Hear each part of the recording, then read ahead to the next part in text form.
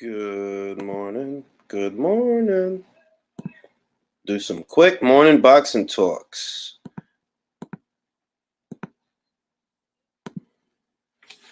Let the list populate. Been an eventful and uneventful week in the sport of boxing. I will let the list populate. What's goody, Mork?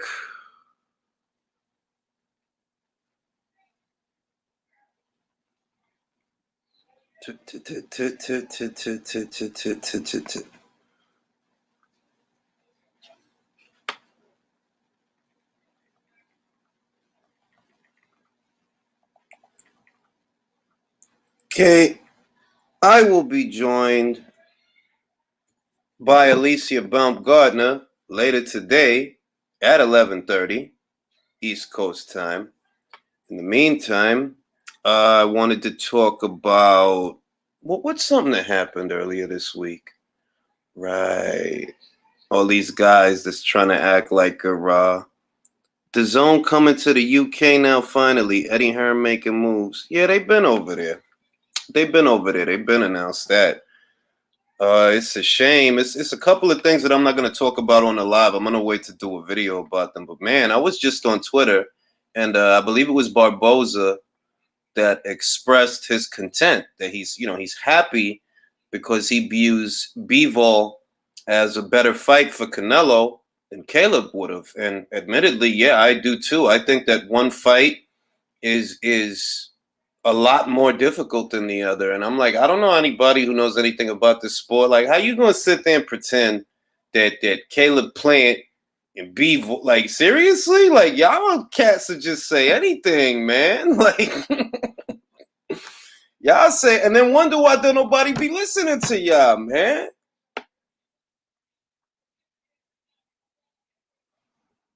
It's wild to me, man. Like, Caleb Plant and Dimitri Bivol are not, no. Get better cameras. For what? This one works just fine. Y'all spending money on stuff that ain't gonna matter anyway. They here for the boxing talk, not the boxing pixels. Contact your cable service provider for that. Nathan Kerr, what's good, man? But yeah, man, the prophecy has been fulfilled, and as I stated, the PBC was gonna fuck up that fight, bro. That was always gonna happen, man. That was always gonna happen. As stated, I'm going to be having a live Q&A with Alicia Baumgartner later on today, which is why I'm going to wrap this live up. It's going to be short. I'm not going to be on here for an hour or 2 hours. It's just quick boxing talk. Mick Conlan is going to be fighting TJ Doheny today. I like that fight. It's a step up for Mick. I think it's a step up from the guys he's been fighting. TJ is a former champion. At super bantamweight. This fight is at featherweight. I like Mick to win the fight. Mick to win on points. I think this sets up a even more interesting fight with Lee Wood, because Lee Wood is the WBA Reggie, and the winner of this fight is the WBA interim in the featherweight division. Is this featherweight? Yeah, this is featherweight. This is featherweight. This is 126. So I'm looking forward to that.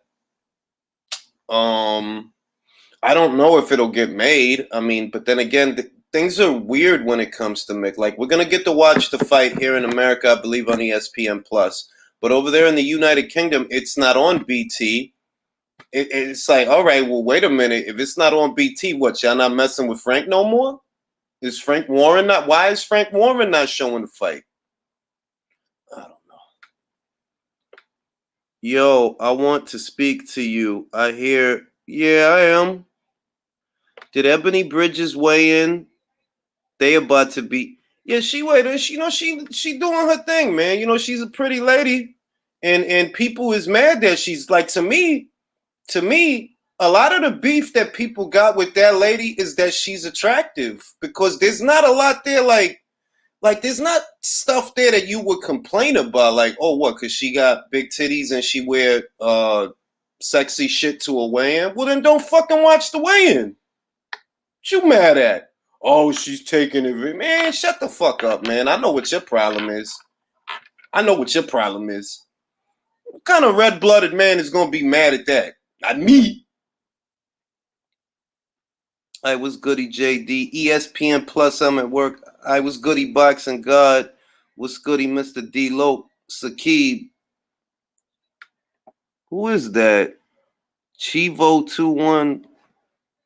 Who is that? You know who I am. Who is this person? See, the internet, dog. Like, nah, I don't know you, bro. Like, anyway.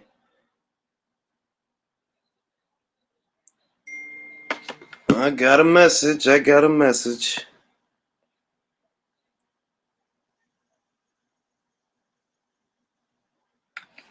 Okay, getting my car looked at. I enjoy civilized discussions. It's hard to have a civilized discussion on Twitter because so many people are trying to get attention. So many people, what people do on Twitter is like, I don't know, it's infantile and it's all for attention. Like like I said, if it wasn't for fast news, I would not use Twitter. I wouldn't use it. I see. Yeah, but and I'm probably gonna shave it too because I don't want to do the upkeep. Like I'm probably gonna end up shaving it just for the fuck of it because I know I can grow it back. You know what I mean? Probably gonna end up shaving the goddamn thing. I like Twitter.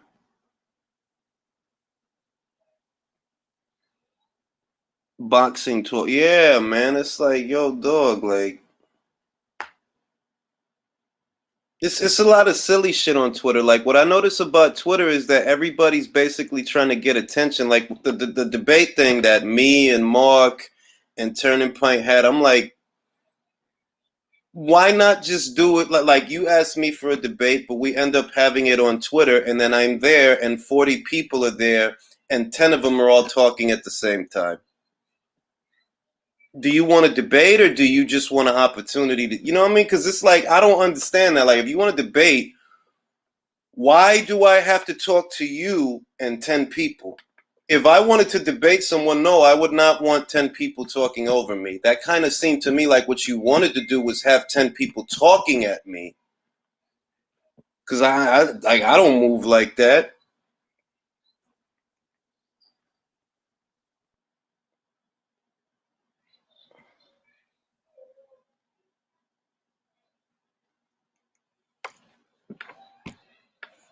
What up, fam? Is Canelo really fun? It's looking that way, Joey. It's looking that way.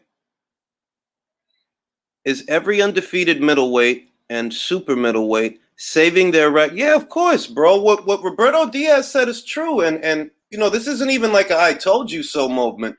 But I've been saying that for a while. That why you think that Jermall Charlo he don't want to fight you don't want to fight Andre. You calling out Golovkin, knowing that you're not going to get that fight. You know what I mean? Caleb Plant and David Benavidez, the PBC could have made that shit a long time ago, dog. Like, why they didn't just make that shit when they both had belts? What is it that y'all waiting for? And it's obvious what they waiting for. They waiting for Canelo, but they want him to be one of their fighters.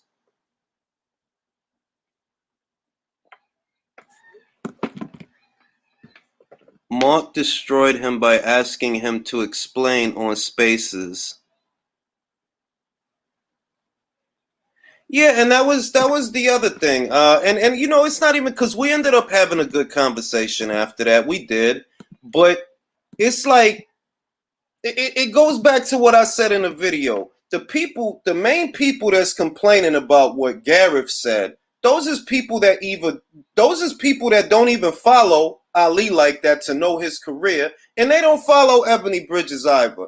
Twitter is for petty people that have time to be on their phone. That's what Twitter is literally for. That's the appeal of Twitter. If you petty and you like arguing about stupid shit, then Twitter is the right place for you. Motherfucker like me, I don't want to be arguing with you motherfuckers all day. I don't be losing sleep over what y'all think and what y'all be talking about.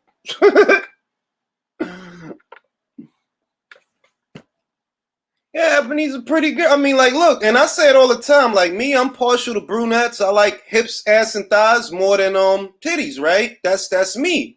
But I see that people like how she looks. She has a pleasing aesthetic. To some guys, that's their cup of tea. I dig that. And what I see is that really they just hating on that girl because what she doing is not stopping nobody from doing them. Cause she got a big chest and she wear this and that.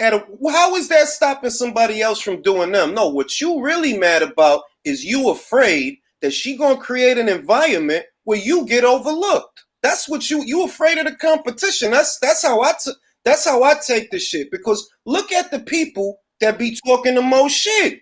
The other people that they cool and they comfortable in their own skin and they got shit going on for them, different shit. They not worried about none of that because they got shit going on for them. It's other and I be looking to see like, yo, who complaining? Like, what they even complaining about? What, you don't like ass and titties? You don't like big old legs? You don't like watching people hit each other? Like, what is there to complain about? What's good, Mark? See your Jules. How are you today? Yeah, same old shit, different day. Like I seen Barboza, he posted a tweet, right? Yeah, Right. Barboza is his Latino boxing pundit. For those of you that are not familiar with him, and he just compared the situations that he wanted to see the Plant fight. Many of us did, but he views the Bivol fight as the better and more difficult fight. And out the clear blue sky, here comes a guy. Bivol is not more difficult. Like, what are you? Like, okay, Eddie Foot. Oh, okay, Eddie Foot. Explain to me what makes Caleb a better boxer than Dimitri, please. I can't do that. But what I can say is I don't know if there is a catchweight involved, how that may affect B-Ball's overall ability. I don't know that. Look, bro. That's honest. That is honest. Look, honest is this. Honest is this. Motherfuckers pick and choose when they want to be bothered by catchweights. That's honest. I don't give a shit. I don't give a shit about catchweights because as a grown ass man, there's something called accountability. If you sign on the dotted line, I'm not gonna play you a violin after that. Nobody got a gun to your head to accept the Canelo fight under any circumstances. You accept what you accept. You make your bed. You lie in it. That's why I don't feel sorry for Kovalev. No, nobody said otherwise, right? All I said was and this is literally what I said. I don't know how he performs at a catchweight. I have no idea. I'm saying this for the critics because when I posted that video yesterday, everybody was bitching and moaning about the catchweight. It's like, you do realize, yeah, Canelo used the catchweight, Floyd used the catchweight, Manny used the catchweight, motherfucking Sugar Ray Leonard fought Donnie Lalonde at super middleweight for a light heavyweight title. And the super middleweight. Dog. Like, it's like. But would you say it's fair enough for me to say I don't know what he looks like fighting at a catchweight? Yeah, but I mean, that you telling me that, Mark? You telling me that to say what? No, I'm just saying I can't know how good. I know, but that's kind of besides the point that I'm making. That you're telling me that to communicate that you don't know. Okay, none of us know. None of us have seen him. What we do so know, I can't say that he's definitely a better fight at catchweight. I can't say that because I just don't know. Literally. Okay. Well, cool. I dig it. That's your point. That you don't know if he's better than Plant at 170. Got it. Cool. What I know is this dude has been saying this for 2 years. And when I'm a grown ass man, bro, if you make your bed, you lie in it. I'm not here to play violins for guys that are getting multi-million-dollar paydays for situations they walk into. I think at 170, I think at 168, Bivol would beat Plant and David and Billy and Callum and all the motherfuckers. And that's not new. That's not exclusive to this situation with Canelo. No, I already thought that. Like, bro, it's a better boxer than him. By far. He's not a big guy. That's the other reason that the catchweight doesn't bother me. Because as far as light heavyweights go, he's small. He's little. Look at the Joe Smith Jr. fight. Look at the Craig Richards fight. Look at the John. He's not a big guy, especially for 175. I know. I'm just making the point to the Caleb situation in terms of is he a better fighter or not. It remains to be seen. Catchweight. From what I've at seen him 170, do, him at 175, Caleb at 168, he's better at his full weight than Caleb is. I know that. Just like I don't know if Caleb at one, I think Caleb is better. This is just my opinion than Jamal Charlo. I think he's a better boxer. I don't know if Caleb at 164 is better than Jamal Charlo at 160. yeah, but And I that's could go down loads of that's ways. kind of like hair splitting, bro. For example, No, it's I like know that it's Chocolatito is a reality. better boxer Right. than a couple of guys at 140 and 147. And I'm not gonna move the weight. I'm saying I see how you box I see how you box at your prescribed weight.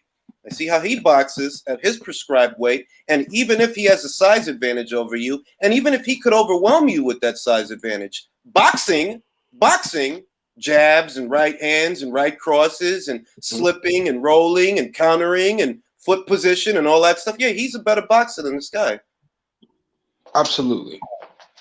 Now, does Caleb he rolls retain all of those abilities? Does he retain all of those abilities with a catchweight?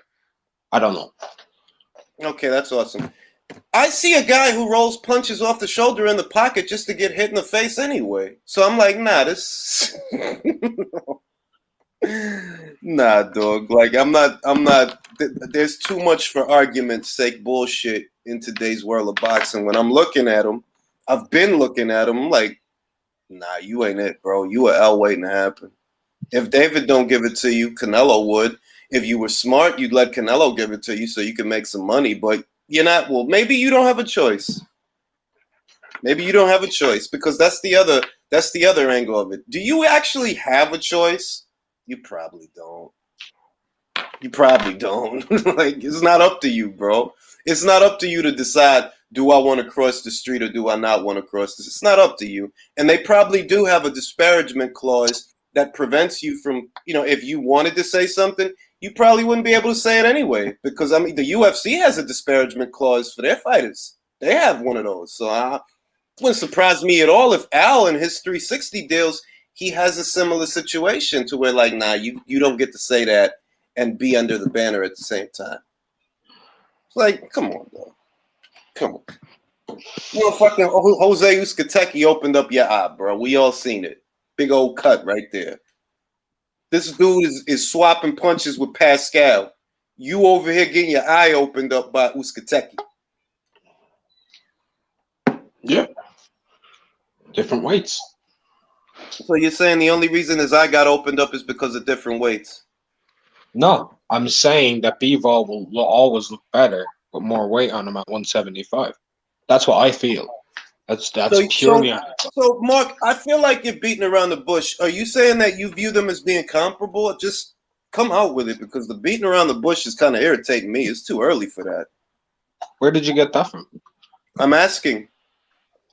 No, I'm not saying that they're comparable. I'm saying that at 175, Bivol is definitely better than Plant is at 168. That's obvious. I have absolutely no idea what caliber Bivol is with 4 or 5 pounds taken off of his body. And I've often felt that way throughout my entire life watching the sport. Whenever any catchweights are involved, I always feel like there's always a give-take, and I don't feel we'll ever see the exact same fighter because I've never seen it in catchweights. I've never seen it once. Do you view Bivol as a better fight or Plant as a better fight? Let's just... I genuinely don't know. I view if it was full 175, Bivol's a better fight. With the catchweight, they're comparable. Okay, Virtuoso. 170 Bivol, 168 Plant. Which one do you think is the better fight? I would say Bivol. I don't know. For me, Plant kind of fades away late in fights. Bivol like still at least maintains his high guard. Very very sharp. From rounds 1 through 12, man. But he gets hit. I don't know how he reacts to a punch. At a lower weight because I've never seen him at 168. He's been outgrown at 175, but I'm kind of interested like how he looks like as a 168 fighter. I mean, my thing is that none of us. Let me shoot Alexis a link because I liked his video yesterday, and I want to chop it up on that as well.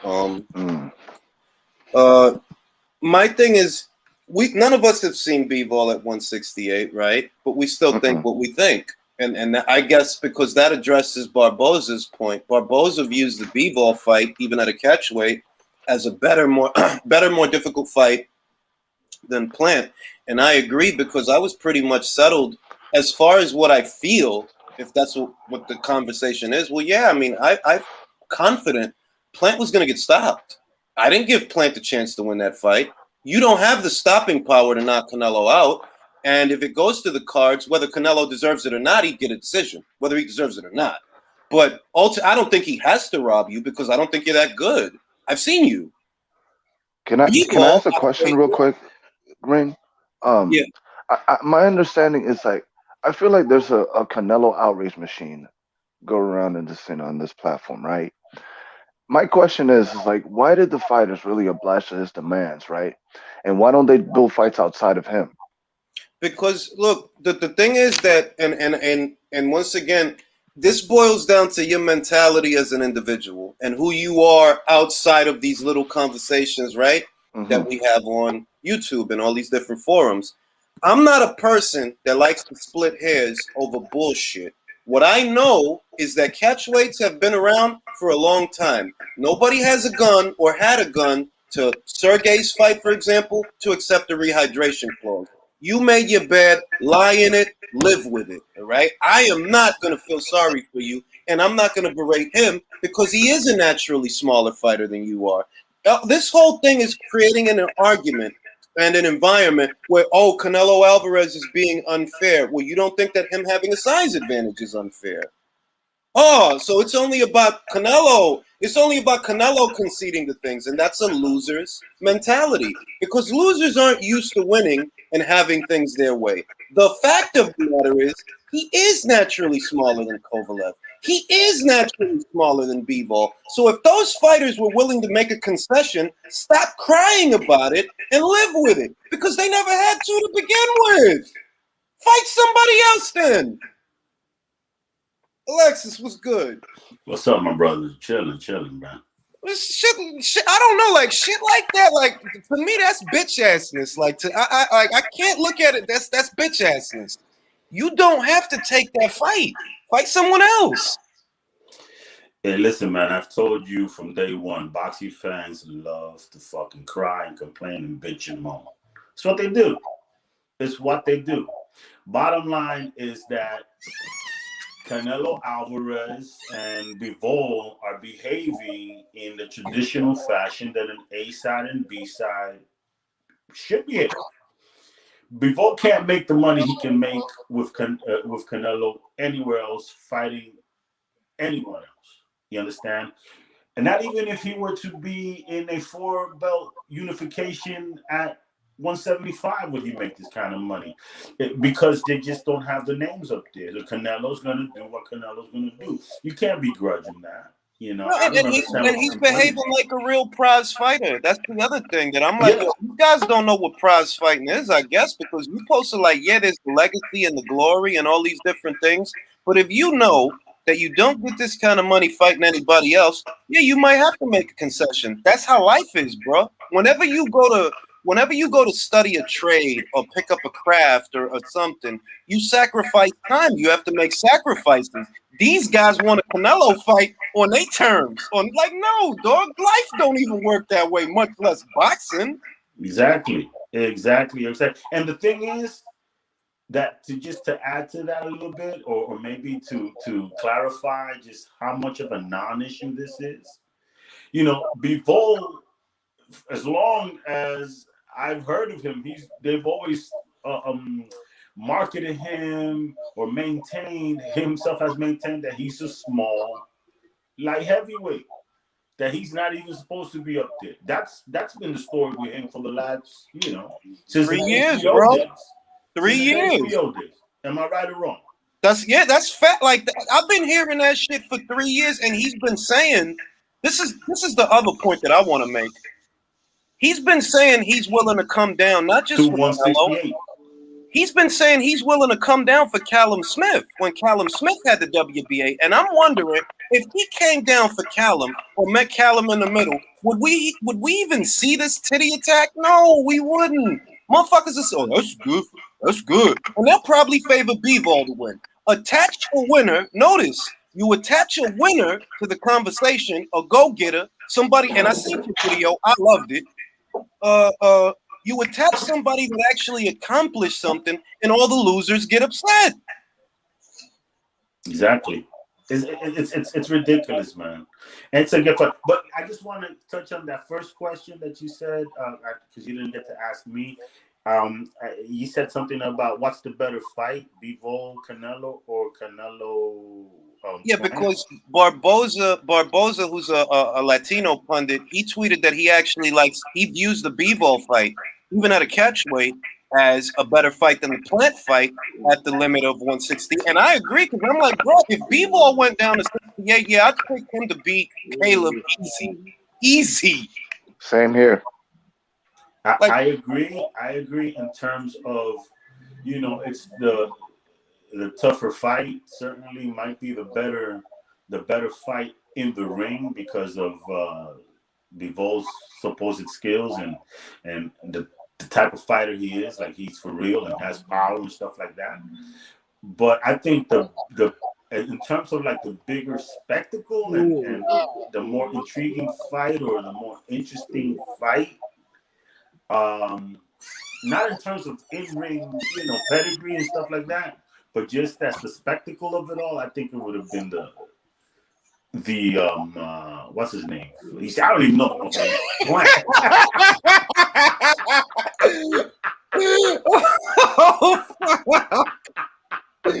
You always say, I don't even know this dude. Yo, my man, and Caleb the Plant. I call him Caleb the Plant because you can't tell him apart from any other rhododendron. Yo, that was fucking gold, bro. Like, you know which fight I think could be the bigger fight? The guy, what's his name? And that's only because of all the shit surrounding it. It's not even because of Plant. It's because of all this shit and the PBC and all this. That's what it makes it. I agree with you because I feel that way about the Porter fight, the Porter and Crawford fight. That look, Porter on PBC Isolation Island is only going to get you so many numbers, but because of the rivalry, that makes the Crawford fight. It actually makes it bigger because of the rivalry. It's not even so much just the fight, but the spectacle of it. That two elite fighters, welterweights of opposing sides of the street, are coming together so Crawford can knock his ass out, because that's what I think would happen. Yes. And that union makes it bigger. So with seeing Canelo on the PB shitty banner, yes, it would be more of a spectacle because we've seen Canelo fight under the Matchroom banner 3 times already. So, we're used to that now. We've seen it. Mm-hmm. I think that a lot of people at the PBC offices was biting their fucking nails, hoping they could learn that account. Like, I don't know what y'all gonna give Bill Wenger now, man. Who y'all gonna put on pay-per-view, man? Who? Well, they're gonna stick. I think they're aiming for Durrell, but I don't think it'll be pay-per-view. I mean, nobody want to watch the Durrell box. Oh, you're saying that they owe Fox a pay-per-view, right? You're saying that they owe Fox a pay-per-view, right? Yeah, because Bill wanted to do 4 to 5 a year. So if you look at this year, for example, they did for Fox. If you look at this year, what did they do? Ruiz versus Areola. That was Fox. Wasn't that Showtime? That wasn't. I think that was Fox. They did Ruiz versus Areola. I think that was at the Battlegrounds. They did. They're doing Spence Pacquiao if the injunction doesn't stop it, and I don't think the injunction is going to stop it. I don't think there will be an injunction. And Wilder Fury, which is a joint pay-per-view, whatever that makes, you got to split that with ESPN. So really, you only got 2. What are you going to give Fox? Yeah, that's what I was asking on Twitter. Like, fuck Caleb Plant's quote. I mean, what are you going to deliver us if you're not getting Canelo? If you get Canelo, you get Canelo Charlo, Canelo Benavidez, Canelo Plant, Maybe Canelo Durrell. I don't know. I can't see Canelo. Like I don't see it. Like Avni only got the fight because he was fake a mandatory, and he was only fake a mandatory because the PBC pulled strings to make him a mandatory. Nobody talks about that. That bro, he was the mandatory before Canelo even looked at that belt. He was the mandatory. Before Yeah, anyone saw it. it was a stay busy fight for Benavidez, who wasn't getting the big fights, Exactly. and he blew the weight on his fucking scales, man. And and then I guess Canelo took advantage of it. Like he cleaned up the PBC's mess by getting that man out of the way. That man that gave Anthony Durrell a hard fight. That man. Like everybody talk about Canelo don't need to be. Why Anthony Durrell fighting him then? Why these elite PBC fighters? You better stop. Better stop. You know what I'm saying? Like, so I'm looking at the shit and I'm like, look, ultimately it boils down to what you feel because none of us have seen this guy below 175. We haven't. But if we're gonna go with what we feel, yeah, I think at 170 he's still a better fighter than Caleb. Like Caleb, like nah, you had time, bro. You had time to show me something. You look basic. Rolling punches off the shoulders, still getting hit in the fucking face. He does look basic. I agree. My only question is, Jay, how does Bivol look at 170? No, I don't know. I just said we haven't seen him below 175. That's. I'm not saying that I'm bad, but it's just I don't know. You know, with all due respect to the gentleman who just spoke, that's like, in my opinion, all due respect, like that's a question I'm not even going to ask. You know why? Because Bivol said he can do it. Because Bivol said he wants to fight at 168. Exactly. It's not one of these situations where it's A1, 1A, or somebody's being dragged to their death, kicking and screaming. It's not that. So if Bivol is willing and able to do it, then that's his freaking business. I understand that, right? But like from where I'm coming from, right? I'm not coming from the point of view of if the fight should or shouldn't be made. I'm only coming from the comparison of, is he a better fight than Caleb-Plant? At 175, yes. If he's at 170, I have no idea. Accountability and all that, it's his own ideology, it's his own choice. But if somebody comes up to me and says, Bivol's definitely the better fight at 170 pounds, it's not something that I can definitely rock with because I've never seen it before. And I'll That's say all. that all I'm saying is that Bivol for the last 3 years, because it is more than 2, he's been saying this for a while. He's been saying he'll drop down to 168 for the likes of Callum Smith. And that made me think about it. That made me think about Bivol at 168 back then. And I thought about Bivol at 168 ever since. And I'm like, man, he'd clean up this division. He'd clean it up at 68. So my faith in his abilities as a super middleweight, let alone a light heavyweight, within the light heavyweight limit, I have the same faith in him that, yeah, he is better than these guys. At 68, he's better. At 70, he's better. At 75, he's better.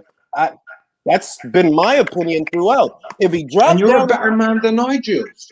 You're a better man than I because you're willing to blindly trust. No. What you're telling me is that you don't have faith in Bivol at 68. That's your prerogative. That's not a point of contention. That's not what I'm saying at all. What I'm saying is I don't know. So you're saying that so you're saying that if it were Bivol versus Plant at 68, you don't take the bet because you don't know. I never bet on anybody who's just moving up or down in weight. I never have. Well, but that's the point I'm making. You're saying that at 68, you don't trust Bivol to win the fight. That's what you're saying, right?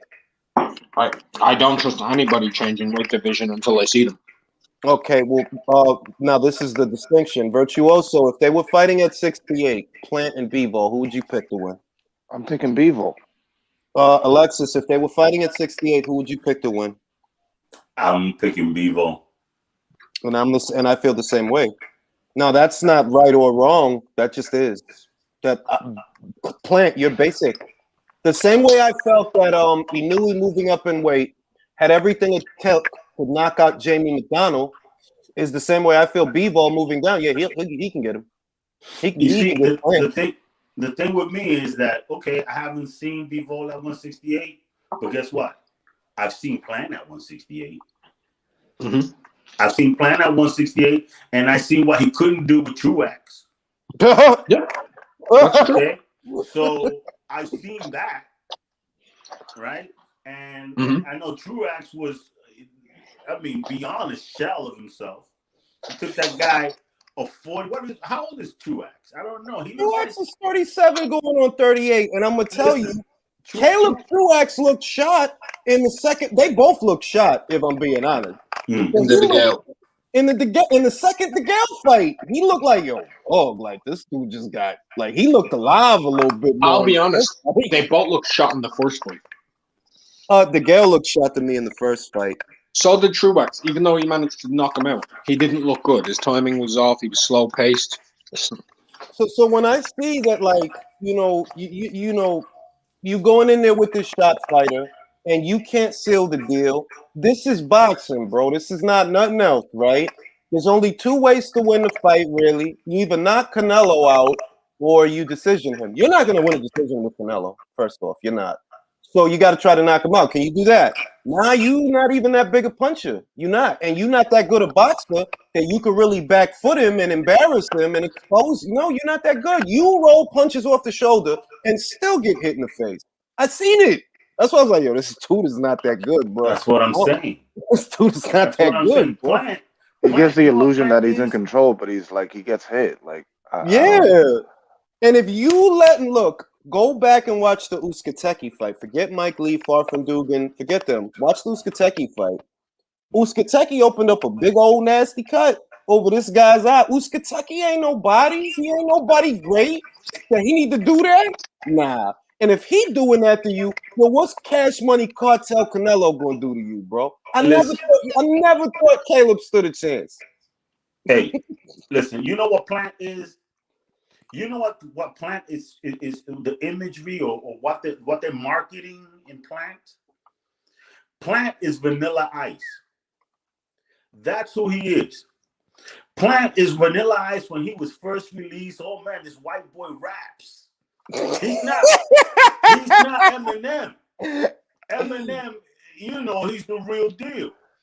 He is Vanilla Ice, a guy that couldn't crack it, had a catchy beat and stuff like that. And that's what Caleb Plant reminds me of. He's this guy who does these black moves and does slick. And, he's a wigger. And he does the shoulder roll. And he has that's what he is. A wigger. You know what I'm saying? What you say, wigger? He said wigger? Hey, the hell, Virtuos? Is that what he said? What do you call it? Hey, that's what he said. That's what he said. Good. So listen, I'm keeping it a buck. All right. So that's what they're selling. That's what they're selling. You fucking bullshit. Like, yo, look, if you gonna roll punches, because this is what I look. If you're rolling punches off the shoulder and the side of your face is still getting touched, please stop doing that. Then please stop. That shit. When Lopez was doing that with Nakatani, I gave him a pass because Nakatani's just fucking huge. So it's negligible because, well, look, dog, this dude's reaching his height. He'll get the shot over your shoulder because he's so fucking tall. But Caleb, you like 6 feet tall, and they still touching you? Oh, please stop. Julius, I apologize, but like, I prefer saying like, okay, he got a hood pass. I don't even want to say that. No, I'm gonna be complete. No. I'm gonna be honest, right? Caleb comes from a very disgusting part of the country, so I ain't even gonna say he got a hood pass because he's from the hood. So he is from a hood, not my hood, but he is from a hood. First off, and with respect to him, but to Alexis's point, I agree that is the marketing angle that they are taking. He got the Paul Wall, Mike Jones thing going on. He got the Paul Wall, Mike Jones, Paul Wall. Like, yo, shut the fuck up. You rolling punches off the shoulder and still getting hit. Stop it. Stop it. You're not going to tell me that this cat, he boxed better than... Nah, bro. Look at what Pascal ran through, wreaked havoc on PBC's Isolation Island after Bivol beat him. He ain't have to go life or death. It's decisive, stick and move, straight punches, boxing from the outside because he's trying to crowd you. He goes over there, he's knocking Marcus Brown down, he's out working Badu Jack. Stop. Just stop this. Hey, this madness. 68, 70, my humble opinion, Bivol is better.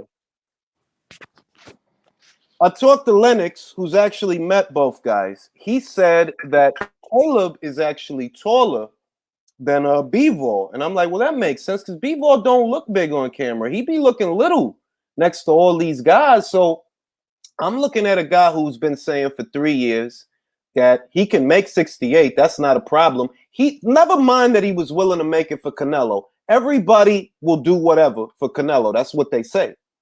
But the fact you said you was willing to do that for Smith, like, damn, you come down for Smith, you concede, what, 7 pounds, something like that for Smith? You must really be able to make that then, because I'm like, and if you look, stand Dimitri Bivol next to Callum Smith, be like, yeah, this dude is little, man. Like, for these weights, this dude is little. So, yeah, I can believe he's still effective at 70 because that's still within the light heavyweight limit. And when I see go ahead. I've always thought Bivol is like average size for a light heavy. I've always thought that. Like, the reason why I've always thought that is let me explain. When people bring up like Zordo or they bring up Callum Smith, they're bringing up dudes who are super big, but the average height and walking around weight is 6'1", 185 pounds. And Bivol is 6'1" and walks around at 185. Not what people try to say, but there's actually proof that he walks around at 185. Numerous weighing scales. The fact that he has, as peak, come in at 180 pounds, 179 3/4, just 180 in his career. He doesn't walk around that light. Even as an amateur, he never touched down below 170. So, yeah, he's the average size one. I wouldn't. If you average out all of their sizes, he's the average size. Well, he's not a small light heavy. Canelo's a small light heavy. I disagree because Lennox told me that dude is not 6'1". Caleb is 6'1" because he said that he met him. And he was like, yo, this dude is not 6'1". I've stood next to both of them, and this guy is not 6'1". That's one. But what I like to do is I look at the landscape. I look at Joe Smith, Eleider Alvarez, Jean Pascal, Badu Jack, Marcus Brown, just the landscape, Maxime Vlasov, whoever's there, and you know, who's in the top 10, who's in the top 15, who's in the top 25, and how does he stack up next to those individuals? And I'm like, look, Doug, in today's light heavyweight division, you got a cruiserweight who's above 6 feet tall cutting down to come here. You know what I mean? Joe Smith Jr. is not little. He's not a little guy. Bivol's smaller than that guy. And he's smaller than Eleider. He's smaller than Pascal as far as beefiness. You know Pascal's on the course. But he's like, yeah, he's leaner than that guy. I'm looking at him compared to them. I'm like, yo, this dude he's longer. He's longer, yeah, but it's not a height class. It's a weight class. And these guys look like they got more height and weight on him. He looked little. Look at the guy he just fought, Craig Richard. They look like there's in different weight classes. Lennon Castillo, Lennon Busybone. Lennon Castillo made him look like a little dude. Like he looked like a middleweight versus that looked like a middleweight versus a heavyweight. Like, yeah, this dude little. So when I see this dude that really ain't all that big, I don't think he's I don't think he's all that big for light heavyweight. And he's been saying what for 3 years that he could come down for these people. Like, yeah, I don't have to make excuses for him. Like, I don't have to do none of that because ultimately you signed a dotted line. Nobody got a gun to your head telling you to take this fight or offer up a catch. Nobody got to do that. And I get tired of seeing people crying about catch. Like, bro, what fucking sport do you watch? Catchweight's been around. That's not new. Motherfuckers pick and choose when they want to let a catchweight bother them. You don't like Manny fought motherfucking Oscar. Catchweight, Floyd and Canelo, catchweight, Canelo and Cotto, catchweight, motherfucking Sugar Ray Leonard. He fought Donnie Lalonde at super middleweight for light heavyweight and super middleweight titles. Stop. This is boxing. You know where I hate that catchweight thing, because just to be consistent, it wasn't. And I think you remember from the days of Ring IQ and things like that, where I got killed for criticizing Andre Ward for making what's his name come down from 175. Chad Dawson. And you remember that we disagree on that, because I'm like, look, bad Chad, you talk that shit. Don't talk that shit. And then it changed. No, you talk that shit. You said it wasn't going to bother you. So, go ahead. That's why me and you had that disagreement. I'm like, look, I don't get paid to play nobody of violent. All right, you talk that shit. Wow, that's a good line. I like that line. I don't get paid to play no violent. I don't like, like I don't get like, no, bro. I don't feel, because you know what? You didn't have to look at that little man. That is a littler man than you. That's the facts. That's a littler man than you. And you want to fight the little man. Cool, that's life. That's life. But if we're gonna get into the quote unquote, I don't like the fairness shit kills me. Like, bro, life ain't fair. Why would boxing be that way? Like, where do you guys come from? That you have all this altruism and ideals. No, here's reality. You wanted to fight the little dude. You had to do certain shit to get the fight. If you ain't with it, then don't be with it. Cool, stand up. Look, David Lemieux told Canelo, yeah, I'll fight you, but not at 55. I'll fight you, but not at 55. He never got the fight, but I respect that. Like, nah, bro, I ain't little ass Cotto. If I make 55, I'm gonna be dead. So I'll fight you, but not at 55. Stand on your square, all right? But if you choose to sell your soul, you don't get a refund. Sell your soul. You sold it, bro. Ain't no fuck the buyer's remorse. Like Gennady, I don't feel bad for you. Why? Oh, Canelo, Clenbo. Oh, the WBC and the WBA. Hey, man, you still came groveling back. So I don't care. I lost so much respect for him, man. I lost so much respect for him. You think I didn't? You know that I was a supporter. I'm like, look, I don't think he should fight Canelo straight away. Fight Billy, get undisputed, then fight Canelo, because the Canelo fight is not going nowhere. Yes. You have leverage. He had the leverage. He had to go get that fight, finish his business with a Billy in where his country, because Kazakhstan, right?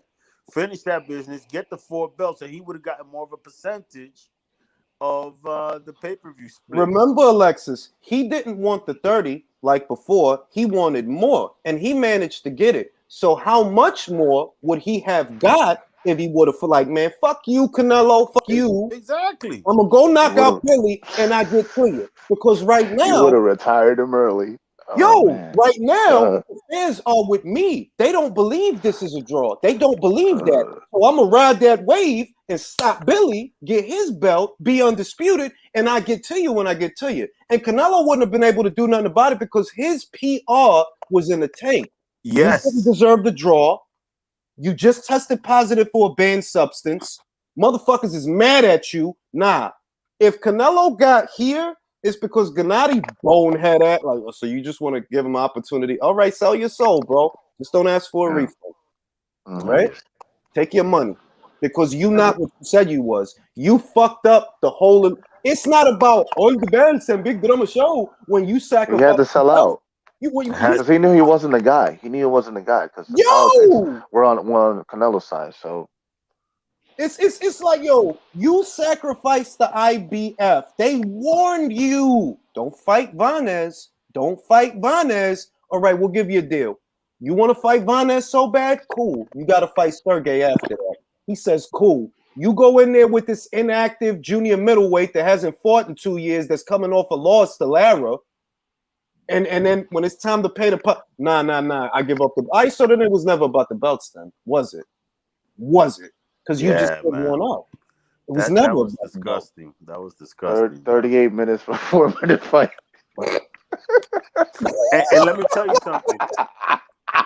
That was one of the first videos I saw of you, man. One of the things with Triple G was that he, at least for me, and maybe I'm playing the violin now, but one of the things for me, but the attraction for Triple G, which is, I don't know, I've never really heard anyone give him enough credit for, is that he changed the vocabulary around boxing, right?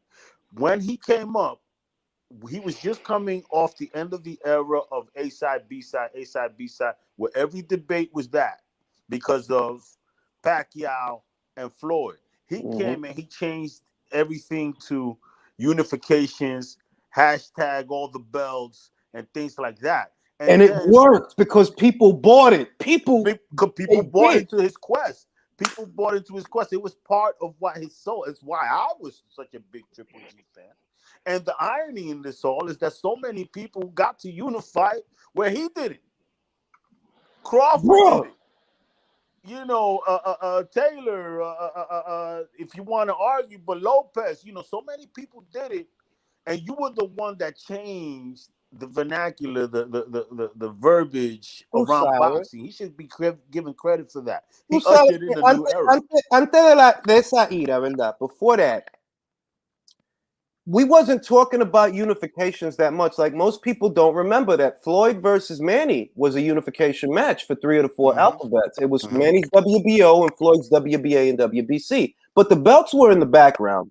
The forefront was at the forefront was the fight itself.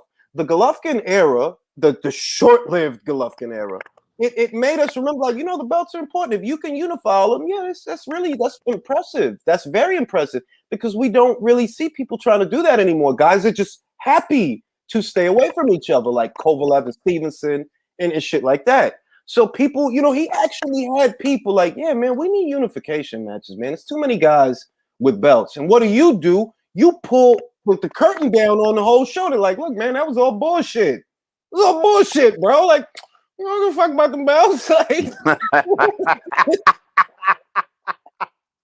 It was sick. And the thing is with him is that unlike the Floyds and the Manny, because he could never attain that kind of superstardom, his stardom was based on the belts. Yeah.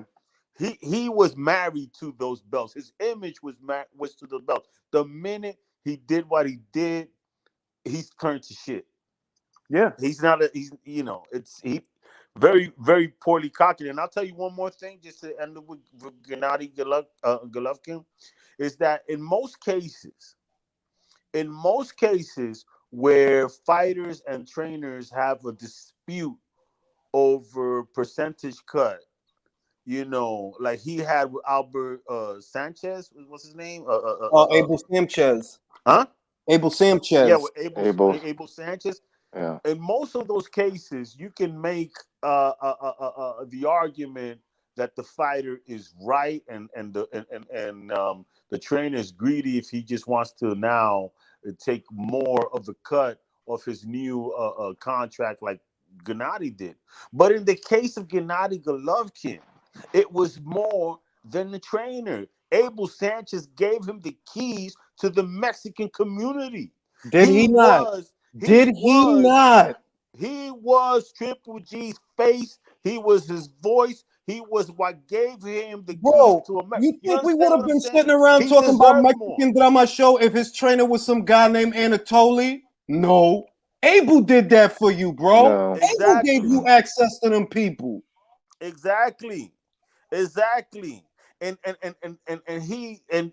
Abel Sanchez was 1,000% correct in wanting a more of his than a regular trainer would get. He deserved it. Bottom line. No, I know. 100%. Training at Big Bear with Abel and all of that. What was Golovkin before that? Some guy from over there who knocked out some people from over there. Guess what, Abel? Big Damacho, Mexican style. He's eating burritos and shit. They showed a thing on Instagram. He's eating a fucking burrito. Mexican fans. Yo, Abel gave you that, bro. Without you don't get all of that if your trainer is named Anatoly. Exactly. Nah, you don't get all of that. You got all of that because of Abel. And you going and look at how it is now, bro. You gonna fight for death with motherfucking with Sergey Derevyanchenko's. You gotta fucking sit out the rest of the year so don't nobody beat the shit out of you before you can get a payday against the Japanese guy. Yeah, it's crazy, man. His career has he's turned into everything that he was not, man. Everything that No, you know about this is the guy, and look, I've always been more of a Roy Jones fan than a Hopkins fan, but it always bothered. Like, he did not break Bernard's record. That was a Reggie belt for 5 of those fights. It was a Reggie belt, first off. Second thing, do not compare this man to Marvin Hagler. Please don't do that. Or Carlos. No, he ain't. No. Because of what? Daniel Gill and Willie Monroe? We gonna compare to Hagler? Stop this. Stop this. It's unfair. Bro, that's nuts, bro. That's nuts. Couldn't do it. But Just built a comparison. that was a good segue into that whole finale. I don't know how we got there from Plant. It's boxing, man. It'll take you places, different places, man. But I'm like, look, man, all right? This whole shit, boxing fans of today, right, are a microcosm for the people of today. You got split hairs and catching Yo, dog, I don't come from that, man. Like, I don't got all that bull. Like, what, bro? He says he can do it. Stop with the. He said he can do it. If he changes his mind after that, like Kovalev did, for example, I'm not gonna feel sorry for you. You sold your soul, so don't ask for a refund. Don't ask for a refund. Golovkin, you caught Canelo a cheater. Okay, then why are you giving him a second chance to cheat? You see the WBC, they're for him. And you see that you see how everything happened. Oh, so your plan is to fight him for a second time. Why? For the money. All right, then. Then shut up and take the money. I mean, shut up and take the money. Shit. If you think that, if you truly feel that that Canelo's business practices are unethical, just lobby for your fighter, to build fights. Canelo is no more and no less than the A-sides before him. If you told these guys today, right, that Canelo's going to be fighting for a light heavyweight title at 164, they would lose their minds. They'd lose their minds over it. But a certain ATG, who a lot of people consider an ATG, he did that. And because they don't know that, they have this it was like in the old days. Like, you don't know nothing about the old days, motherfucker. You don't know nothing about the old days. And stop placing faith on the belts. They don't respect you either. Like, the governing bodies don't give a fuck about you. So if I told you that Caleb Plant is going to fight for a light heavyweight title at 164, what do you think will happen? Buildings explode. Schools are burned. What? Boxing Twitter would be on fire. It'll be like He's the white Roy Jones. He's the white Roy. Oh my God. You know what I'm saying? But they mad that Canelo is fighting within, because it's within the light heavyweight limit. I don't know how this goes over so many people's heads. Anything above 168 to 175, that's light heavyweight. Yeah, Anything in between. All right? So if they cool meeting in the middle at 170, if they are cool, he's cool. If that's the way it happens, because you never know, boxing is fluid. And maybe this is just my complain. This is just my observation about Bivol. I think maybe he feels slow at that weight. That maybe if he goes down, he'll feel a little quicker, a little lighter on his feet. I don't know. Look, it's a lot of shit, but what I'm saying is the issue that people take with these catchweights is they feel that it is uneven terrain and an uneven environment, but they think it's even for a little stumpy Mexican kid to go up to 175. No, that's even. But if the other dude says that he wants to meet him in the middle, no, that's not even. That's not fair. We know what your problem is then. Like, you just told me what your problem is. You don't like winners. You don't like winning. You don't win at shit. And look at the people that could look at them. Like look at that Thunderdome boxing guy, bro. I could tell you don't be winning that shit. That's why you like all these losers, like Kovalev and shit, driving his car into a ditch because he got a DU because he driving drunk. You like loser shit. You identify with loser shit. I myself, I like winning. I like money, so I understand Canelo. I did not go through all of this so that I could acquiesce to you. I did not do all of this work so that I can concede to you or you or you or anybody, because I have a better resume than all of you. Why should I make concessions to any of you? Have you fought someone like a Cotto or a Mayweather? Have you? Were you fighting a guy like Shane Mosley at the age I was fighting a Shane Mosley? He was a young guy fighting Shane Mosley. You can't get these motherfuckers to fight each other. To me, it's too much loser shit. And the ones that complain, I say it all, these are losers. You know, Canelo is the type of name that benefits your resume whether you won or lost. You understand? Your value as a fighter goes up, just like his own value went up for fighting Floyd. He's that type of name. And it's not just him. That is the dynamic. That is the dynamic of A side and B side. That if I can go in there, and I don't have to win, in all likelihood I won't. But if I fight my ass off and show them God can bleed, you know what I mean? Because if he's supposed to be the God right now, show them he can bleed. I might not get a fair decision. I might not get a fair shake, but I'm going to show you what I can do. If you have that mentality, your marquee because that's what Jacobs did to Golovkin. Yes. Like, nah, bro, I'm here. He showed up on a big stage. That loss to them, Gennady Golovkin, was better than anything he had done to the PBC. Bro, losing to Golovkin got him more accord than stopping Peter Quillen in one round. When he stopped Quillen in one round, the world did not care. But when he showed people Golovkin ain't what y'all say he is, he got payday after payday after payday after that. Still riding that shit. Still riding on that. Still riding on that. And that's exactly right. But like I said, you know, at the end of the day, I've always believed this, right? Fighters, and I don't want to, you know, boxers, fighters, whatever. I don't want to diss them, sound very inappropriate, crude, whatever, politically incorrect. But fighters and the people who train them, they know it's just like a horse with a trainer, man. I mean, a trainer's and a horse. They know what their horse can give. Yes. They know what race to put him in. They know whether he's a mile horse or a quarter horse. They know what the fuck he get. Yeah, like you think they in the fucking gym watching the guy and they don't know, like, bro, look. Exactly, bro. And Caleb Plant's people. No, he doesn't belong in the ring.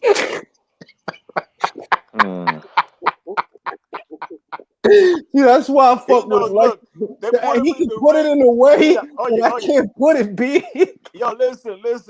I said, they know, coño, man, vamos a poner este tipo en este ring y le van a quitar, coño, le van a quitar el uniforme, le van a quitar the costume. They're going to strip his costume. They're going to take off that fucking Vanilla Ice shit off, man. They're going to take off his gold chain. They're going to strip him. You're going to know who the fuck. He's going to punch the fucking hairline off that guy, man. Like he's going to punch ears off of the man. Exactly. You know this. But my contention is this, because, you know, why are you costing this man $10 fucking million, bro? You gotta get him that payment. Get him that payment, bro. If you care about your fighter, get him paid. That's your job. Wrong, bro. That's why you think I always have because I see it for what it is. Whereas these country corn po motherfuckers, they don't understand. You don't see what's going on here. He's got all these guys acting like they're under an exclusivity contract, which would benefit them. He's got all these guys acting like that when in reality, he's shortchanging those guys for a budget from a network. That's what he's doing. If you have an exclusivity deal, you're supposed to get something out of it. Like how Floyd got all those millions off the Showtime deal, how AJ got $100 million off the Sky Sports deal. If you're going to be exclusive, bro, you have to pay me for that. I'm not just going to give you that. Now, you got a bunch of patsies over here. Yo, WMMAC now. So the truth right there. So chat. You got these patsies. I'm loyal to Fox. Is Fox loyal to you, though? That's what I want to know. You fucking morons. I'm loyal to Fox. You got to fight on Fox. Yo, what's Fox giving you to do that? Please tell me that they're giving you something. Because if they're not... But the way he's just carrying himself is like... It's like he's saying, he's basically saying to us like, yo, I don't want to. I'm okay with not fighting Canelo Alvarez. I'm cool with fighting on FS1. Like, come on, bro. Bro, I swear to God, if Caleb Truax wins that IBF eliminator, I'm gonna fuck I might lose 10 pounds laughing at that shit. Like, y'all really gonna give us this rematch? Some funny sounding name, dude. Like, come on, man. Like, it was Catchweight, it was blah blah. Like, nah, come on. Yo, Arfin You're not. Dugan. Like, he fought Vincent. Yeah, Fagan Boots. Fagan Fagan Boots. That was his name. Favor Boots. You remember Favor and Puss in Boots. on Broadway? Favor next to the McDonald's. Oh my God! You took me back. Favor, word, Favor. Oh my God! He took me back to Favor. He fought Vincent Favor Boots, bro. Oh my God, Frankfurter Boots. Oh God. Listen, if you take what Al Heyman has been costing his fight, 10 million. Let's add it up. 10 million. He cost. What's his name? Plant. 7 million. He cost Ortiz. 7 million. He cost the what is the El Polaco, Kanaki. Keep it going, man. Like what? 1 million, Gary Russell. 7 million, Gervonta Davis. 7 million, Jermall Charlo. 100 million, Deontay Wilder. Yes. And these fucking morons. Al Heyman, you business. Like, no, dog. You fucking rubes. Listen, 40 million, Broner. Bro, Danny Garcia could have got the Pacquiao fight before everybody. What is Danny? Everybody. I want what Manny, and this was in circa 2015, 2016. I want what Manny. Like, what are you out of your fucking That's when mind? Danny Garcia was at his height, man. That's when he was a Puerto Rican, and they were still starting. That's when they actually believe he has some Puerto Rican fans, which he doesn't. No, he don't. And listen, yo, look, I got more Puerto Rican fans.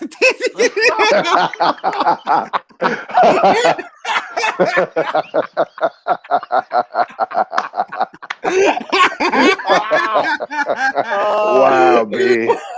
He's a Puerto Rican though. Yeah, that's why, man. He's not from New York.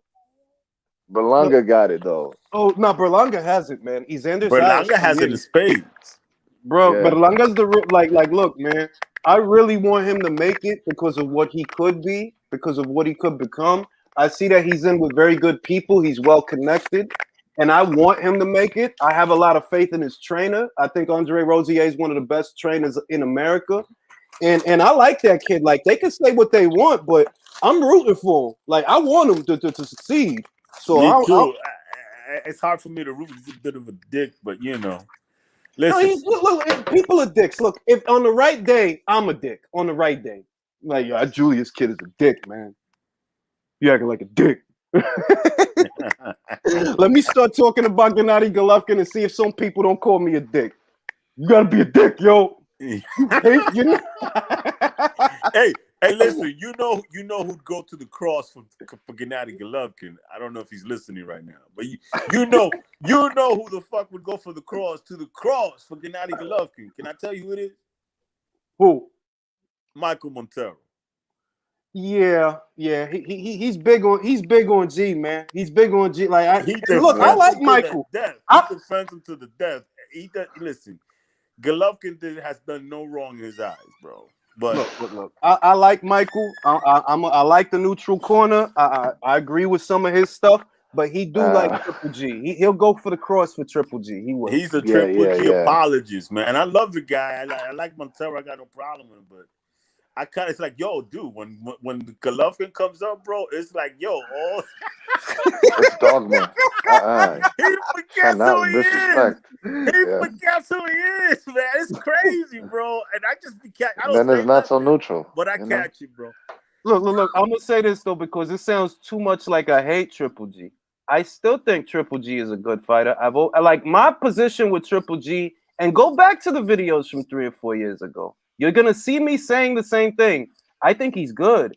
I think he had a point where he was the best middleweight in the world today for this era, but he is overrated. That's all I'm saying. He's overrated. That doesn't mean he's not a great fighter. I'm a little different with Triple G. I believe that we definitely saw the best of him already. I believe he's a shot. I believe he's a shot fighter. You know, I don't tend to judge him too much as far as overrated, because the truth of the matter is that, listen, Cotto didn't want none. Martinez didn't want none. Es verdad. Pero what bothers me is, look. They'll tell you that Martinez ducked him, right? Right? Like, they'll tell you Martinez ducked him. Está bien. If Martinez ducked Golovkin, then Golovkin is ducking Andre. That's how I look at it. Why? You're saying, oh, Golovkin's 39. He's 39. He just wants to get a payday. Hey, so did Sergio. And you guys said he was ducking because he chose to fight Cotto. So did Sergio. Remember, Sergio chose the Cotto fight. Yo, you killed it right there. You killed it right there, man. I never really saw it that way. I'm like Oprah right now. When Oprah interviews somebody and says, "Hey, I never seen it that way." I'm just saying. Every fucking show she has to say that. She goes, "Oh, wow, yeah, that's really kind of." I'm just saying that. Look. All I'm saying is, in my eyes, right? And I agreed with you, Alexis. And look, a duck is a duck. Why? Because you're a champion. Regardless of your age, regardless of whatever, you're a champion, right? So you're at that level, and people are coming after you. This is your mandatory. You wanted to fight a littler dude because it was worth more money. Está bien, it's a duck though, pero está bien. But if that's ducking, ¿verdad? Which Golovkin fans will tell you, yeah, he ducked. Sergio ducked him. I'll tell you that too. That's the same way I'll turn around and tell you, yeah, Golovkin is ducking Andre. You don't want to fight an active, young middleweight champion. You want to fight Murata. Yeah. You want to fight Murata? Hasn't fought in like 2 years, bro. By the time that date gets here, Murata will have not fought since what, 2019? Sometime in 2019. You rather fight him than Andre. Is that when he knocked out Rob Brandt? That was when he knocked out the Canadian kid, Stephen Butler. Oh. And it's like, look, a duck is a duck is a duck. I'm keeping the same fucking energy from 2015 when I first joined them Facebook boxing groups. Like, it's the same energy, bro. If Sergio ducked Golovkin for the bag, then Golovkin is ducking Andre for the bag. Yeah. Yeah. You can't even argue that. That's a brilliant analogy, definitely. And I get it. Look, Murata, the zone will probably give Golovkin like maybe 8 figures for an Andre fight, right? They'll probably give him that. But he could make an excess of 8 figures or that same amount in a safer fight. And that's what he wants. So just stop sugarcoating the shit and just call it what the fuck it is. So you don't give Murata any chance against Triple G? I want look. My honest opinion as a person that likes dynamic stories and likes to write dynamic stories and shit like that, I would love for Murata to win that fight, because what would that mean for boxing in Japan? He's already huge. What would that do for them as a country, as boxing fans, if Murata can pull this? I would love for him to win that fucking fight. I think he's going to, man. I hope he does. I don't like his chances, to be honest, because he's robotic. He has a strong right hand. He does, but he's robotic. It's 1-2 at a time, 1-2 at a time. He hits hard though. He does hit hard, but off that kind of layoff, and you don't even have that much pro experience. Yeah, you're younger than Golovkin. You don't have as much wear and tear as Golovkin, but we'll see. I would think that would be amazing for the Japanese boxing fans if he could win. Hey, the guy that they all gonna be staying away from is from Yanni Beck. Yanni Beck, bro. Oh my God, that dude, that dude is special, bro. He's like, to me, I think he's gonna own. I think that he has the potential. Let me not even, before somebody play this back to me 2 years later. Like, he has the potential. He has the potential. He's got the boxing. He's got the power. He's got the mean streak. He's with Top Rank. That's all I need to know. That's all I need to know. And I want to see him that Boo Boo. What's Boo Boo? So what? Let me see. What's Bivol Andrade gonna do? Is he gonna drop that belt and move up, or He's gonna drop it and move up. That's what I think he's gonna do. He's not like, look, he's 33, bro. He look young, but he's 33, bro. Why fight somebody like that for what? For some money I could make at super middleweight? Con esto muerto. I'm not dumb. I'm glad that you bring up age, man, because it seems, I don't understand. That's the benefits of creating your own, alternate universe. In your alternate universe, your fighters don't even age, bro. Because PBC fighters, their ages never come up. It's always Crawford. Crawford is such and such age, and he's, no. Meanwhile, all the motherfuckers in the same age group, bro. All of them. Look, Jamal, they talk about Jamal como que él tiene 25 años. Yeah. Like, that dude is in his 30s, bro. How about Tank? Oh, I'm not even going to say Tank. Jeep. How about Jeep Davis? Gervonta Jeep Davis. He's 26 going on 27. That dude like he's 22, bro. Like you got to still wipe his ass. He's a kid, bro. Like, you got a purple mission. That nigga's 26. Like, come on, man. Stop. Yo, man, I ain't even gonna say that. I'm like, yo, dog, look, 30 years old, you think I'm gonna be putting peroxide in my head? Like, nah, I'm not. I was too serious by 30 to do shit like that. 26 years old, already slurring his speech, bro. Let's talk about it. Bro, I don't even want to say nothing, bro. But like, it might get me kicked off of you. No, de verdad, I don't think he's punch drunk. I think it's because his veneers are too big for his mouth. The veneers are too big. Like, remember, he showed a picture that they filed down his real teeth for the veneers. And I think that the veneers that they put in his mouth it gave him like an overbite because they're too big. Because that'll happen. Like, if you get veneers and they too big, you're like you got a gum shield on when you talking. That what? I don't even. Yo, legit. If they too big, if they're bigger than they should be, because he ain't been. Remember, he don't fight shit. Alexis, who hit him? Who? Nobody hit him with no shit. He don't be in real fights. So it can't be that you got hit and your brain got wrapped. Nah, you don't be in knockdown, drag out brawls. What I'm saying is that maybe that's why they don't put him fucking with hard hitters, bro. Nah, I think that they don't put him with hard hitters. They're in that because of what he's easy to catch and he can get knocked out. Because of what you said. Yeah, Floyd, look, you don't work as hard as Floyd did. And Floyd, I don't care what anybody says, he was with the hardest working man in boxing at one point. Which one of these PBC fighters stay on weight the way that he stayed on weight? Who? Diligent. Diligent, man. Ooh. Diligent, bro. Diligent, man. All right. So Floyd knows what it takes. He knows what it takes, and he knows who ain't got it. He said Crawford is pound for pound number one 2 years ago, not because he's got it. Because he fucking has it. He knows what it takes. And if you Floyd and you in the gym looking at this fat kid, like, man, look at this fat motherfucker, man. How much money is he gonna cost me if I send him something? Bro, fuck this. We gotta just wrap him in a cocoon. Let me break this down for you. I look at Crawford, right? And I see, okay, family man. He's got 2 sons, right, that are wrestling. They're already athletes. Yeah. He look like he got his shit together, right? Whereas Errol Spence, he grew up with a father, right? Tyrus didn't have like a father. He had his mother, being this, playing both roles. But him, I see Errol Spence, and I see do this fucking up, because I hear him talk. Yeah, his speech is like twangy. He's from Texas, but that dude be like he be liquored up. It's like I be 15, 2015. No, you really sloppy. They killed his hunger. They killed before I end the live because I got to get ready for release here in about a half an hour. Mm-hmm. They killed his hunger after the Brook fight, and look, think about it. Crawford went to Glasgow for Ricky Burns for the WBO title. That was the first alphabet title that he won. And nobody was acting que ya se acabó. He's it, bro. He's it.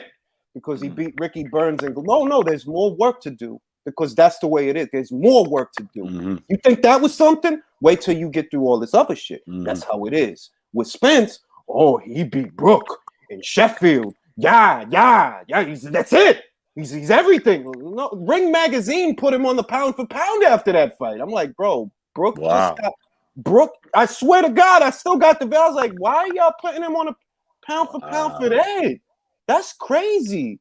And Brooke just got the shit beaten out of him by Gennady Golovkin the fight before that in 5 rounds. He had surgery to his eye, but y'all crowning him for Brooke. Y'all killed his hunger because y'all told him that was all. That was it. That's all you had to do. Beat Brooke. He that arrived. Was it. You arrived because you won an alphabet title. And look, Oscar Valdez con toque liso, verdad? Never mind featherweight because that was never mind. To me, Oscar showed me some shit that he could go up there and do that to Burchell. And I thought he was gonna get killed. I thought he was gonna get fucking murked. I thought. He goes in there, masterclass, overhand. Man, this dude is now that is something. You fought a dude that already got his ass beat and his face broke, and you stopped him after the other dude. Whoa. Ike. What'd you do? Big deal. Yeah, you're right, bro. It's a career-defining moment, but and that's it. But like they're not doing their due diligence to to build careers. Oscar Valdez makes me proud to be Mexican, and that's saying a lot because I'm Dominican. He makes me proud. He made me proud. Like, yo, that was fucking. I watched that whole. I was like, yo, this dude is amazing, bro. Amazing. Yeah, masterclass. He looked beautiful at that fight. But what I went immediately to, and I just can't help myself. I was like, this motherfuckers, the Reynosos. They're good at training, and they're also good at picking the opponent, bro. They're good at it, bro. They knew. They had to know. They were confident that Blueprint on his ass. They had to, because I'm like, yo, the way he was, he's jabbing them, but it's when he's jabbing them, and that's what I noticed about it. He'll jab him as Miguel tries to come, like, pop, get away from me. Pop, get away from me, and just keep moving, and just keep pop, and just keep doing that to him. Break him down, pop, get away from me. Because Oscar wasn't just going hell for leather with him. No, he was boxing him and moving. Yeah. He went hell for leather with Scott Quigg, and I'm like, bro, there's no way his dude beats Miguel Burchell. There's no way. He goes hell for leather with Adam Lopez, who drops him. No way this dude beats me. He gets to Miguel, Mop, get away from me. Mop, get away from me. I'm like, yo, this is amazing. It all came together for him that night, man. It was beautiful. That was amazing. Fucking beautiful. Anyway, I'm gonna end the live. I gotta get ready for Alicia. Gentlemen, always a pleasure. Peace. All right, bro. Peace.